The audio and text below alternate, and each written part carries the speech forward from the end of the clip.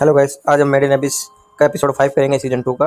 पिछले एपिसोड में हमने देखा था कि फापुटा की गुफा से रैग वहां से बच के भाग गया था और ननाची को पता चला कि मिट्टी यहाँ पर है और मिट्टी को मिलने के लिए वो बिलाफ के तो गुफा में गया सौदा करने और वहाँ पर उसे मिट्टी मिलती है। और तीसरी तरफ ननाची जो रिको होती है वो रैग और ननाची को इधर उधर मार्केट में ढूंढ रही होती है, जिससे उसे कई चीज़ों का सामना पड़ता है और ढूंढते ढूंढते एक रेस्टोरेंट में पहुंचती है जहाँ पर उसे अच्छा खाना मिलता है और कुछ उसकी लैंग्वेज जानने वाले बंदे मिलते हैं। एपिसोड 5 का नाम है कंसीलमेंट। और एपिसोड 5 की स्टार्टिंग में देखते हैं रैग वहाँ से निकल गया होता है, वो अपना रास्ता भूल गया होता है। कहता है मैं तो बहुत सारे ऐसे स्ट्रक्चर के बीच में हूँ जो इन जंगली पौधों से लिपटा हुआ है और ये बहुत तेजी से बढ़ रहे हैं। तो उसका कंपास भी खराब हो गया होता है जो दिशा नहीं दिखा रहा होता है। कहता है जैसे मैं वहाँ से निकला वो टर्बाइन ड्रैगन मेरे पीछे पड़ गया था और मुझसे मैं कैसे न कैसे बचकर निकल गया। आज का तो दिन ही बेकार है और मैं जैसे उन फूलों के में भी चला था पर जो फॉर्चून फ्लावर थे उसमें मेरा टाइम खराब हो गया। और वो आगे चलता है और देखता है कि बहुत सारे जानवर भाग रहे होते हैं उसके सामने से। वो पीछे मुड़ कर देखता है तो टर्बाइन ड्रैगन उससे अपनी एक टांग पर हमला करता है, जिसे रैग डॉज करता है और कहता है ये लकी बीस्ट मेरे पीछे कहाँ तक आएगा। उसकी पोस्टर दिखाया जाता है टर्बाइन बीस्ट का और कहता है ये कहाँ तक मेरा पीछा करेगा, ये तो बहुत शांत दिखाए जाते हैं पर ये क्यों ऐसे मेरे पीछे पड़ा हुआ है। तो वो उससे भागता है, उसको डॉज करके उसको दूसरी तरफ मुड़ता है और कहता है ये तो मेरी मूवमेंट्स को रीड कर पा रहा है। वो जहाँ जाता है वो उसके पीछे हमला करता है और उसके एक जोरदार पैर से हमला करता है। रैग उसको अपने हाथ पर लेता है, उसके हाथ को एक स्क्रैच आ जाता है। कहते हैं ये कैसे पॉसिबल हो सकता है, मेरा हाथ तो बहुत मजबूत मटेरियल का है। और जब भी वो हाथ अपना बढ़ाकर दूसरी चट्टान पकड़ने वाला था तो वो जानवर अपने मुंह से कुछ उल्टी जैसा भगाता है और उसके हाथ को दूर झटक देता है और वो रैग के ऊपर भी एक उल्टी जैसा उपयोग करता है और उसको भी चट्टान से दूर भगा देता है, यानी अपनी टेरिटरी से उसे बाहर निकालना चाहता है। और वो वहां से जाने लगता है और रैग कहता है शायद इसने गिव अप कर दिया या शायद मैं इसकी टेरिटरी से बाहर निकल गया, डैम अब मैं क्या करूं, मैं क्या पकड़ूं। तो कुछ उसको पकड़ने के लिए वहां जगह नहीं थी। तभी वहां पर एक बड़ा सा हाथ उसको पकड़ लेता आकर, जो कि वो जायंट रोबोट होता है जो फापुटा के साथ था। वो उसको बचा लेता है और कहता है तुम मेरा पीछा क्यों कर रहे हो। रैग बोलता है तो कहता है मुझे माफ करना पर मुझे अपने दोस्तों के पास वापस जाना है, मैं तुमने मुझे बचाया, मैं उसका ग्रेटफुल हूँ। तभी वो जा रहा होता है, वो रोबोट कहता है दूसरी दिशा में जाना है। वो कहता है तुम रोइन में पढ़ने वाले थे, मैंने तुम्हें बचाया है। रोबोट बोलता है, जब रैग कहता है तुम बोल सकते हो। तभी कहता है तुम्हें यहाँ से जल्दी निकल जाना चाहिए, तुम्हें दोस्तों को भी मैं फापुटा को रोक नहीं सकता, ना ही मैं तुम्हें गाँव से बचा सकता हूँ, तुम लोगों को यहाँ से निकल जाना चाहिए। वो कहता है तुम्हारा क्या मतलब है, तुम एक्सप्लेन कर सकते हो, अगर तुम बात कर सकते हो तो तुम मुझे बताओ अच्छी तरह। कहता है तुम विलेज, ये जो विलेज आगे दिखाया ये झूठ है, दूसरी दिशा में विलेज अगर तुम्हें जाना ही है तो वहाँ पर। रोबोट अपने कंधे पर रैग को बैठा लेता है और उसे लेके चलता है। कहता है ये ठीक रास्ता है ना, रैग पूछता है उससे। तो कहता है तो ये बीस्ट इस दिनों में एक्टिव रहते हैं बहुत ज़्यादा। रैग और रोबोट आगे चलते रहते हैं। रोबोट कई एनिमल से रैग को बचाता है और उसको प्रोटेक्ट करता रहता है और वो कहता है कि तुम्हें फापुटा ने बहुत सी चीज़ें आजमाई तुम पर, तुम्हें टेस्ट किया रैग कि तुम वही लड़के हो क्या जो उसने पास्ट में मिले थे जिनसे, और तुम अपना मिसिंग डाटा ढूंढना होगा रैग, और तुम जल्दी से जानकारी इकट्ठी करो कि तुम क्या थे पहले और क्या नहीं थे। और मेरे पास तुम्हारी कोई जानकारी नहीं है, तुम्हारी इन्फॉर्मेशन नहीं है, तुम हमारे जैसे एक इंटरफेरेंस यूनिट से हो, तुम हमारे जैसे लगते हो। तभी रैग पूछता है क्या ये इंटरफेरेंस यूनिट, मुझे नहीं पता इसके बारे में। तो बताते हैं इंटरफेरेंस यूनिट का काम होता है ऑब्जर्व करना, टच करना, गैदर इन्फॉर्मेशन गैदर करना, नॉलेज गैदर करना। हमें हर एक लेयर पर एक एक को छोड़ा गया था, कुछ टुकड़ियों को छोड़ा गया था और धीरे धीरे देखा तो बहुत माल फंक्शन हो गए हम में से एक, और हमारा जो कम्युनिकेशन डिवाइस था वो खराब हो गया और कईयों को हरा के कईयों को डैमेज कर दिया गया जानवरों के द्वारा या केव राइडरों के द्वारा। और वो कहता है तुम्हारा डिजाइन भी हमारे जैसा है पर हमें इंटरफेरेंस यूनिट को तो लेयर क्रॉस करना मना है, हमारे क्रिएटर ने हमें इसलिए इस तरह से बनाया है। तभी वो कहता है क्रिएटर, तुम क्रिएटर को जानते हो, कौन है क्रिएटर? का नहीं, हमारे पास उनका डाटा नहीं है क्रिएटर का, पर हम जानते हैं कि हमें किसी ने बनाया है। यह भी कहता है कि तुम कहीं भी जान सकते हो, तुम ये डाटे को अनकवर करना जो हमें नहीं पता। और कहता है देखो वो आ गया सामने देखो, और देखता है कि ये इबारू है द विलेज, ये है तुम्हारा असली इबारू। और फिर सीन जो होता है मेरी को दिखाई जाती है, रिको रेस्टोरेंट में होते हैं, वो एंजॉय कर रही होती है। मतलब आपको वो जो सेज होता है, 3 सेज कहता है तुम एंजॉय कर रही हो, कहती है हाँ मैं एंजॉय कर रही हूँ। तो बहुत बढ़िया, तुम एंजॉय कर रही हो वही अच्छा है, मुझे खुशी हुई तुम एंजॉय कर रहे हो हमारे गाँव में आकर। और वो खाना खा रहा होता है और वो भी डिलीशियस कर रहा होता है।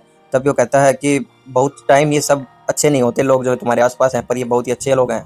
पर वो कहता है, वो पूछती है रिको कि ये 3 सेज क्या है, मैंने पूछा नहीं तुमसे अच्छी तरह। तो वो शेफ बताते हो कि 3 हाँ मैं भी भूल गई तुम्हें बताना। तो 3 सेज जो है जो इंपॉर्टेंट फिगर्स हैं इस गांव के, जिन्होंने इस गांव को क्रिएट किया, और उनमें से ये एक है जो तुम्हारे साथ बैठा है लंबा।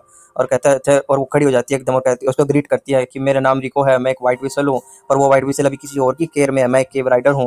वो कहता है हाँ अच्छा मैंने देखा तुम ग्रेट हो, अच्छा तुम बहुत ही अच्छी लड़की हो। और वो उसका हाथ मिलाने के लिए आगे जाता है और उसके हाथ जैसे वो मिलाते उसके हाथ को झटका देता है और कहता है सी यू लेटर, मैं जाता हूँ। और वो वहाँ से चला जाता है और सभी कहते हैं वहाँ पे जो होल होते हैं कि ये तो फेमस वन है, फेमस वन, यानी 3 सेज बहुत कम इनके सामने आते होंगे। तो वो सारे फेमस कर रहे होते हैं, तभी वो उसके हाथ जो टच किया था उसने उसकी स्मेल को सूंघते हैं, कहते हैं फेमिलियर स्मेल है ये, तो जैसी ननाची में वैसी ही स्मेल है।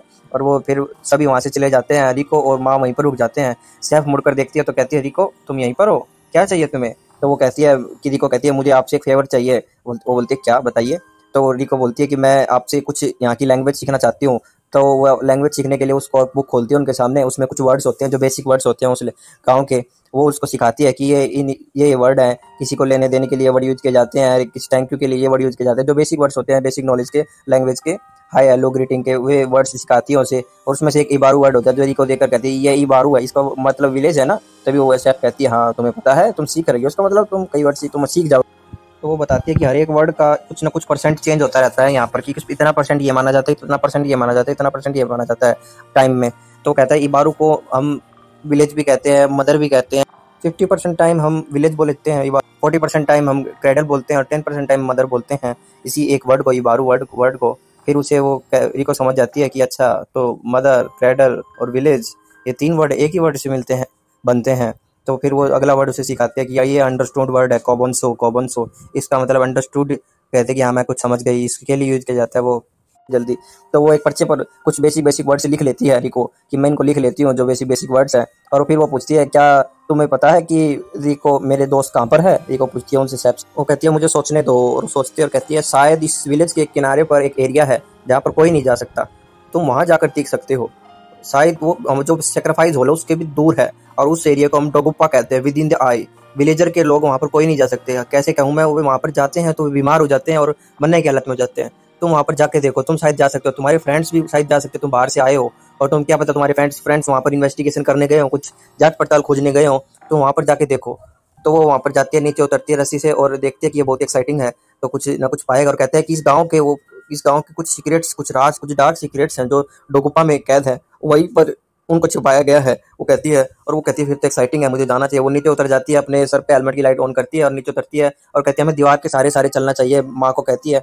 और उसके साथ माँ भी होती है नीचे ही, और तो ओमेनिया भी होती है। तो वो दीवार के सारे चलते हैं, उसको इधर उधर चिपचिपे जमीन उसकी होती है जो किचकट दरी चिपचिपी होती है, उसके चारों तरफ देखते हुए जो शैडोज जो ऊपर आती है बैलेंसिंग के टाइम वो दिखती हैं, वे छोटी छोटी उनकी आंखें भी होती हैं वे। और कहती है अब तो ये कुछ नहीं कर रही हैं, ऊपर तो आके ये बहुत हाउला करती हैं और नीचे आके बिल्कुल शांत रेंग रही होती है इधर उधर। वो देखती है कि दूर से कुछ नाम आ रहा होता है, किसी का नाम कोई किसी का नाम पुकार रहा होता है, अलग अलग सोबू से कहती कई नाम बोल रहा था। वो रिको और टोक जाते हैं, वो पूछते हैं तो वहाँ पे एक लड़की होती है, कहती है तुम होलो तो नहीं हो?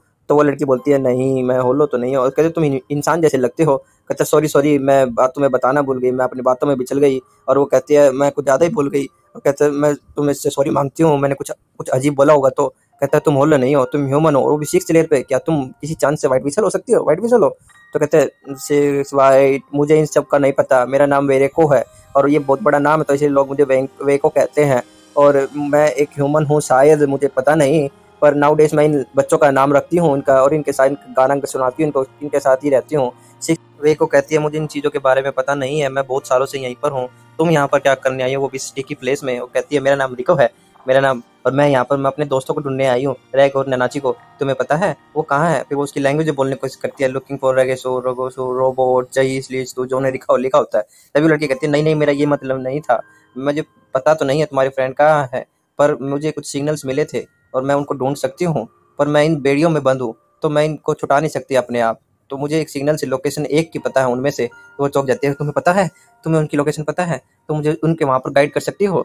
पर उनका मैं गाइड तो कर सकती हूँ पर मैं यहाँ से बाहर नहीं निकल सकती, पर तुम मुझे निकाल सकती हो। अगर तुम सिर्फ ये सोचते हुए कि निकल जाओ और इन वीडियो को तोड़ोगी तो तुम तोड़ सकती हो। तभी रिको कहती है क्या तुम बुरे आदमी हो, तुम बुरी पर्सन हो? वो बोलते वो सोचती है कि नहीं बुरे, और कहती है शायद मन ही मन अपने आप को बुरा मानती है। इस विलेज ने मुझे कर्ज दिया है और ये विलेज ही एक कर्ज है और हमारा हाथ है, मेरा भी हाथ है इसमें, इसको ऐसा बनकर हमने काम किए हैं।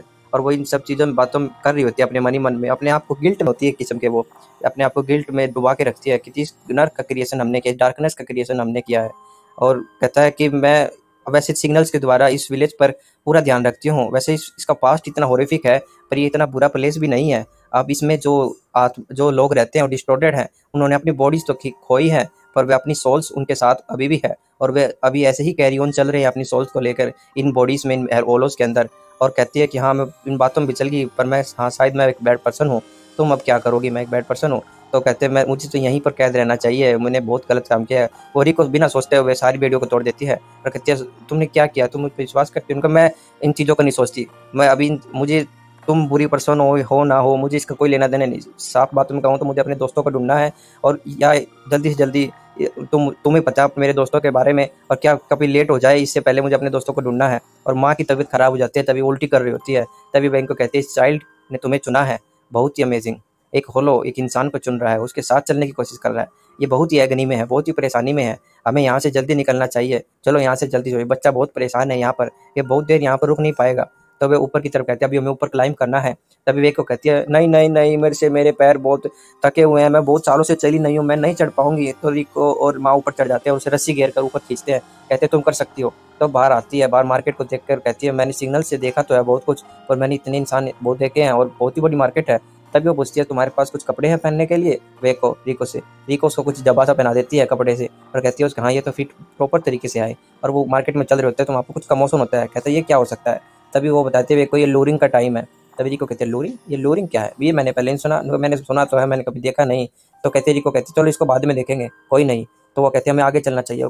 तभी वे को कहती है देखो आगे देखो, ये बिलाफ द थ्री सेज का घर है, यहाँ पर तुम्हारा एक फ्रेंड है। सॉरी मैं इसके आगे नहीं जा सकती, तुम्हें यहाँ से आगे खुद जाना होगा न, उन्हें पता चल गया मैं वहाँ से निकल गई हूँ तो बहुत बुरा होगा।